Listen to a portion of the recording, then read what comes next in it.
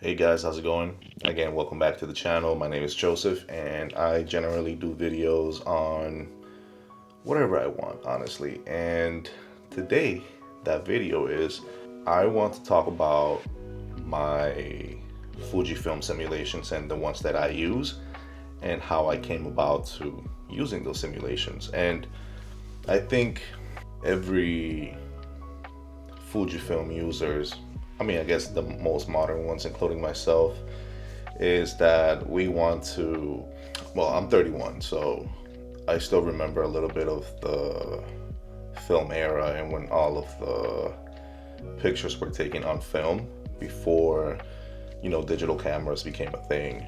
Saying that, I would say that a lot of folks are very nostalgic on the sense of are very nostalgic in the sense that we want to reminisce on those times that for most of us when we were young enough to not remember a lot of those things. Some might, but not that much.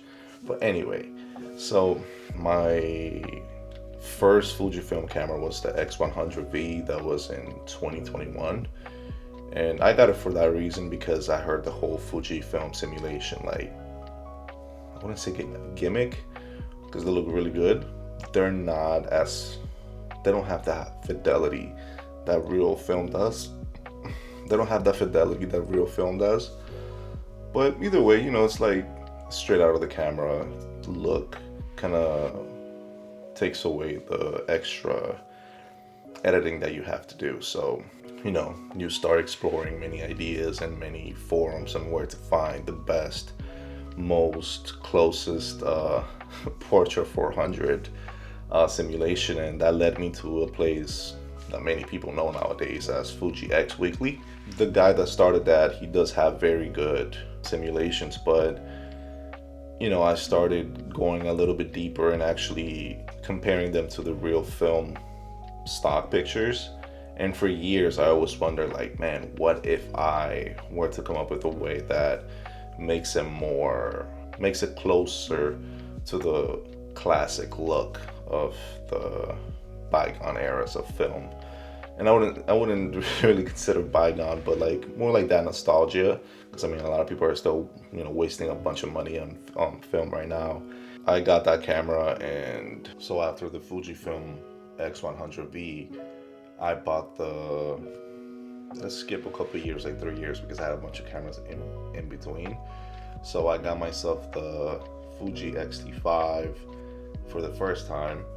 It substantially had many, how do you call it, advantages over what the X100V was.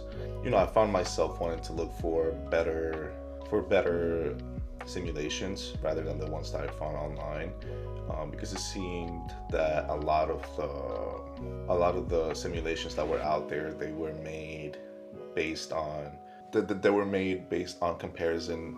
I guess someone looking at the film stock photo and then trying to simulate that same look, which is fine, but I wanted to go a little step further.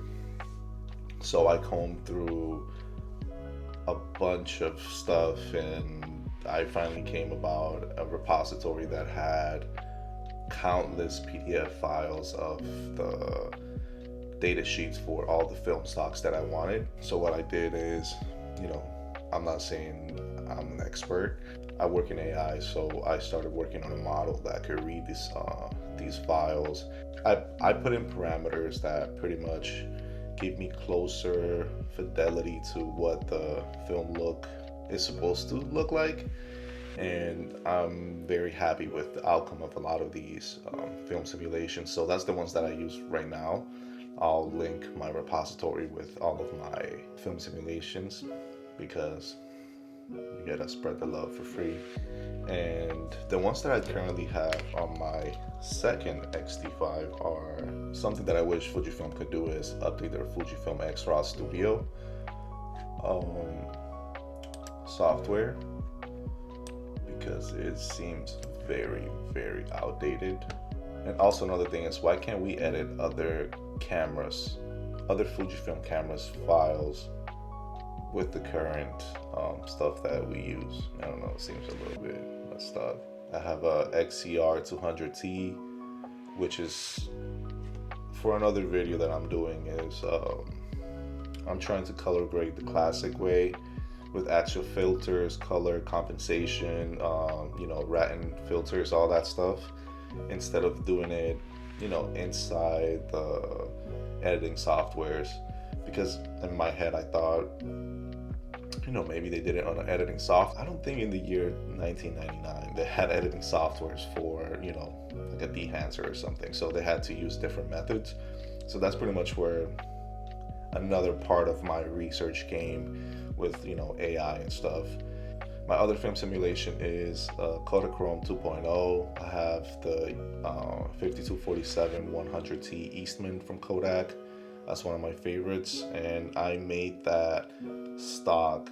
Like when I put it, it looks very blue, but that's how the actual film looks without putting the filters on it.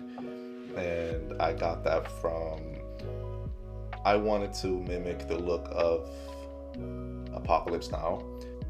I just think it's very cool to be able to have these capabilities nowadays and be able to experiment. I feel like that's the wonderful thing. I feel like that's the wonderful thing about technology is how much freedom we get if you put the work into researching how things used to work. So yeah, that's so far my current Fujifilm simulations that I have at the moment. I'll post some pictures and all that stuff just so you guys could look. But again, like I said, I'll link all the stuff that I talked about on the description, all the links to the repositories, to my Medium blog, and if you want to try them out. Peace.